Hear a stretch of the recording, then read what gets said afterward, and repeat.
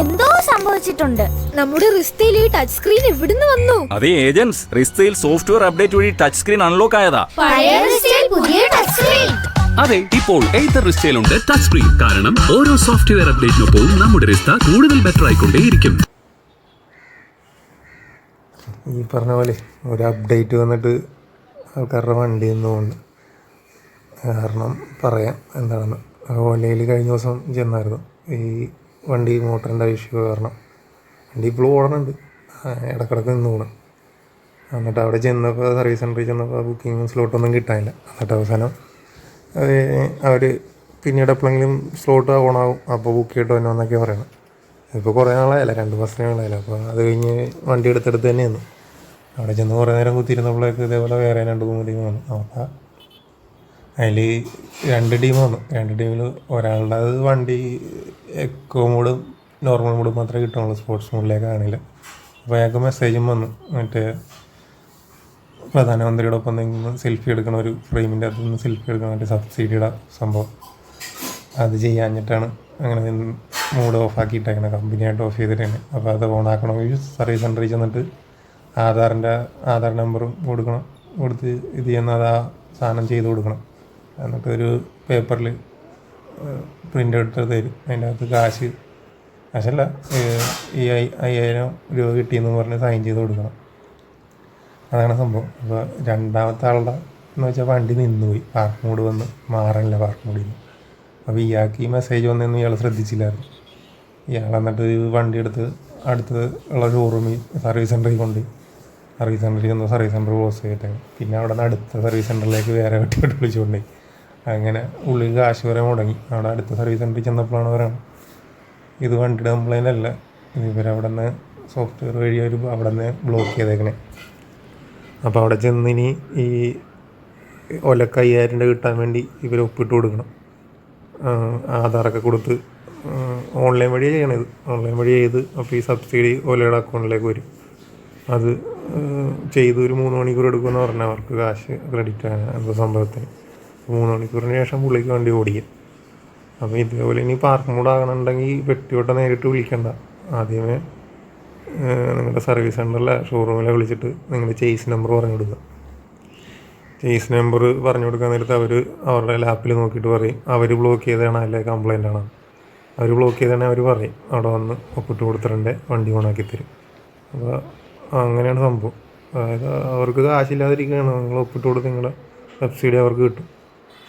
എനിക്ക് മനസ്സിലായത് അങ്ങനെയാണ്. സാധാരണക്കാരനായതുകൊണ്ട് അങ്ങനെയാണ് എൻ്റെ യുക്തിക്ക് എനിക്ക് മനസ്സിലായത്.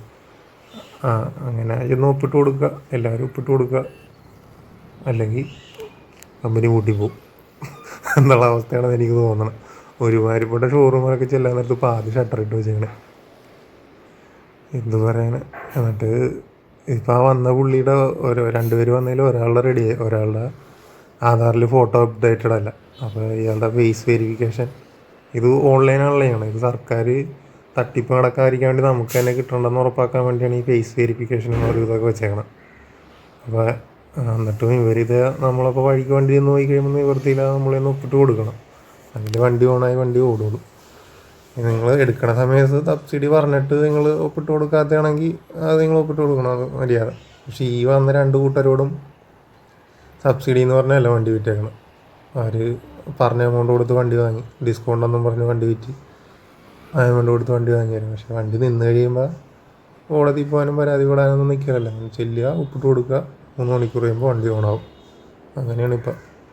പിന്നെ സർവീസ് ബുക്ക് ചെയ്യാനാണെങ്കിൽ തന്നെ സ്ലോട്ടൊന്നും കാണിക്കില്ല. എല്ലാ ദിവസവും വൈകുന്നേരം നോക്കണം. വൈകുന്നേരം വണ്ടി ഇറങ്ങിക്കഴിയുമ്പോൾ സ്ലോട്ട് കാണിക്കണം. അതായത് ഇവർ 10 വണ്ടി സർവീസിന് വന്നിട്ടുണ്ടെങ്കിൽ 10 വണ്ടി അന്ന് ഇറങ്ങിയതായിട്ട് ആപ്പിൻ്റെ അവരുടെ വിശദത്തിൽ കാണിക്കും. ഇവിടെ വണ്ടി ഇറങ്ങിയിട്ടുണ്ടായില്ല, അതാണ് ഈ ഷോറൂമിൻ്റെ പുറത്ത് വണ്ടി എടുക്കണം. അവർ പിറ്റേന്നും 10 വണ്ടി എടുക്കും. അല്ല ഉള്ള വണ്ടി പോയി കഴിഞ്ഞിട്ട് അടുത്ത വണ്ടി എടുക്കണമല്ല, ഉള്ള വണ്ടി മൊത്തം അവിടെ വന്ന് കെട്ടിക്കിടക്കും. എന്നിട്ടില്ലാത്ത കംപ്ലൈൻറ്റ് പോകും. ഇപ്പോൾ ഈ സോഫ്റ്റ്വെയർ മൂലം വണ്ടി അവർക്ക് അവിടെ നിന്ന് തന്നെ കൺട്രോൾ ചെയ്യും. ഈ പരസ്യത്തിലൊക്കെ പറയണ കണക്ക് ഒരു ഒറ്റ രാത്രി കൊണ്ട് സംഭവം മാറി എന്ന് പറയുന്നത്. ഒറ്റ രാത്രി കൊണ്ട് മൈലേജ് പാതിയായിട്ട് കുറഞ്ഞ വണ്ടികളുണ്ട്, അതായത് ഓലയുടെ. അപ്പോൾ അതാണ് സംഭവം. വണ്ടി എടുക്കുമ്പോൾ ഇത്ര അധികം ഫീച്ചേഴ്സ് നോക്കി ലൊക്കേഷൻ നോക്കാം, GPS ട്രാക്ക് ചെയ്യാം, അത് ഇത് മറ്റേത് മറിച്ചാന്നൊക്കെ പറഞ്ഞ് വണ്ടി എടുക്കും. ഇത് ആരാൾക്കാണ് ഇതുകൊണ്ട് ഗുണമുള്ളതെന്ന് വെച്ചാൽ കമ്പനിക്ക് മാത്രമേ ഉള്ളൂ. നമ്മളവിടെ പോയി എങ്ങോട്ട് പോയി വണ്ടി എത്ര കിലോമീറ്റർ ഓടണം, എവിടെ നിർത്തണം, എപ്പോൾ സ്പെയർ പാർട്സ് കംപ്ലൈൻ്റ് ആക്കണം, ഇതെല്ലാവർക്കും അറിയാം. ഇപ്പോൾ സെയിൽസ് കുറഞ്ഞിട്ടുണ്ട്, റവന്യൂ കുറഞ്ഞിട്ടുണ്ട് ആണെങ്കിൽ പിന്നെ കുറച്ച് മോട്ടർ അങ്ങോട്ട് മാറിയേക്കാന്ന് പറഞ്ഞു ചെറിയൊരു അപ്ഡേറ്റ് കൊണ്ട് വരുന്നു, എല്ലാവരുടെയും മോട്ടർ അങ്ങോട്ട് അടിച്ചു പോകുന്നു. അടുത്ത അപ്ഡേറ്റ് വരുന്നു, ചാർജർ അടിച്ചു പോകുന്നു. അങ്ങനെ ഓരോരോ സാധനങ്ങളായിട്ട് മാറാം. അപ്പോൾ ഇതിന് സെയിൽസിന് വലിയ ബുദ്ധിമുട്ടില്ല, സ്പെയർ പാർട്സ് സെല് ചെയ്യാൻ വലിയ ബുദ്ധിമുട്ടില്ല. സോഫ്റ്റ്വെയർ വഴി സെല് ചെയ്യാമല്ലോ. സോഫ്റ്റ്വെയർ വഴി ചെറിയൊരു അപ്ഡേറ്റ് ചെയ്താൽ അതൊരു വോൾട്ടേജിൽ ചെറിയ വേരിയേഷൻ വരുത്തിയിട്ടുണ്ട്. മോട്ടറോ ബാറ്ററി എന്തെങ്കിലുണ്ടെന്ന് വെച്ചാൽ അടിച്ചു പോവുക, മാറി വെക്കുക, അതും ഗ്യാരണ്ടി കഴിഞ്ഞ ശേഷം. അപ്പോൾ അങ്ങനെയാണ് എനിക്ക് മനസ്സിലാകട്ടോ, അങ്ങനെയൊക്കെ ചെയ്യാൻ പറ്റും. അതുകൊണ്ടാണല്ലോ ഇപ്പോൾ വഴിക്ക് വണ്ടി ഇത്ര ആൾക്കാരുടെ വഴിക്ക് നിന്ന് പോയിട്ട് ഒപ്പിട്ട് കൊടുത്താലേ വണ്ടി പോകണാവുള്ളൂ. അതുകൊണ്ട് വണ്ടി എടുക്കുന്നതിന് മുമ്പ് ആലോചിച്ചിട്ടൊക്കെ എടുക്കാം. അധികം സോഫ്റ്റ്വെയർ ഒന്നും ഇല്ലാത്ത കാർബറേറ്ററുള്ള പെട്രോൾ വണ്ടിയാണെങ്കിൽ ഓടിക്കാം, ആരും പേടിക്കണ്ട, വഴിക്ക് വെച്ച് നിൽക്കുമെന്നൊന്നും കരുതണ്ട.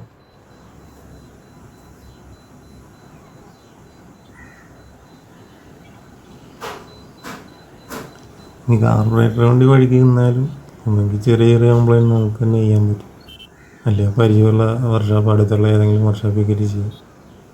കണ്ടുപിടിക്കാൻ പറ്റും എന്താണ് കംപ്ലൈൻറ്റ്, അപ്പോൾ തന്നെ മാറ്റാനും പറ്റും. ഇതങ്ങനെയല്ല, ഇവർ തോന്നിയ കണക്ക് എവിടെയെങ്കിലുമൊക്കെ വെച്ച് വണ്ടി നിന്ന് പോയിട്ടുണ്ടെങ്കിൽ നമുക്കൊന്നും ചെയ്യാൻ പറ്റില്ല, വണ്ടി അവിടെ ഒക്കെ പോവുക നല്ലത്. അപ്പോൾ എൻ്റെ അഭിപ്രായത്തിൽ പെട്രോൾ വണ്ടി തന്നെ ആയിരിക്കും നല്ലത്. കാശിലാഭം നോക്കി ഇത് എടുത്തിട്ടുണ്ട്. നിങ്ങളുടെ സമയം കുറേ ഇങ്ങനെ പോകും, ചിലപ്പോൾ ആഴ്ചകളും മാസങ്ങളൊക്കെ എടുക്കും. ഇപ്പോൾ മോട്ടറിൻ്റെ കംപ്ലൈൻറ്റ് പറഞ്ഞിട്ടുണ്ടെന്ന് പറയില്ല, അത് മോട്ടറിൻ്റെ തന്നെയാണെന്ന് കൺഫേം ചെയ്യാനാണെങ്കിൽ മോട്ടർ മാറി വരാൻ 3 മാസം എടുക്കുമെന്ന് പറയണം. 3 മാസം അത് അവർ ഭയങ്കര നോർമലൈസ് ചെയ്തെന്ന് പറയണം.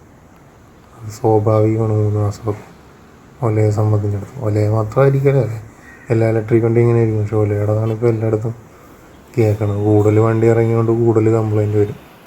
ശതമാനക്കണക്ക് നോക്കുമ്പോൾ എല്ലാ ഇലക്ട്രിക് വണ്ടിയുടെയും കംപ്ലൈൻറ്റിൻ്റെ റേഞ്ച് ഏകദേശം ഇതൊക്കെ തന്നെയാണ്. കൂടുതൽ വണ്ടി ഇറങ്ങിക്കൊണ്ട് കൂടുതൽ എണ്ണം കാണിക്കുന്നു മാത്രം. അപ്പോൾ ഇലക്ട്രിക് പരമാവധി എടുക്കണുള്ളവർ 1-2 വണ്ടി വേറെയും കൈ കരുതിയേക്കുക. പിന്നെ കുഴപ്പമൊന്നും ഈ 2 വണ്ടി കരുതുന്നത് ലാഭമൊന്നുമില്ല. നമ്മൾ ഈ 2 വണ്ടിക്കും ഇൻഷുറൻസും കാര്യങ്ങളെല്ലാം എടുക്കണം, പുക എടുക്കണം, മറ്റേ വണ്ടിക്ക് പുക ഇൻഷുറൻസൊക്കെ എടുക്കണം, ഇതിനും എടുക്കണം. എന്നിട്ട് ഈ വണ്ടി ഒരു കൊല്ലത്തിൽ കൂടിപ്പോയാൽ നിങ്ങൾക്ക് ഒരു 8 മാസം ഓടിക്കാൻ പറ്റും, 4 മാസം അല്ലെങ്കിൽ 3.5 മാസം സർവീസ് സെൻ്ററിൽ ഇരിക്കേണ്ടി വരും. അത് നിങ്ങൾ ഓടിക്കണ കിലോമീറ്റർ അനുസരിച്ചിരിക്കും. ഈ 1 വർഷം കൊണ്ട് 10,000 കിലോമീറ്റർ ഓടിക്കണവർക്ക് ഈ വണ്ടിക്ക് എടുത്തുകൊണ്ട് ഒരു കംപ്ലൈൻറ്റും വരികയില്ല.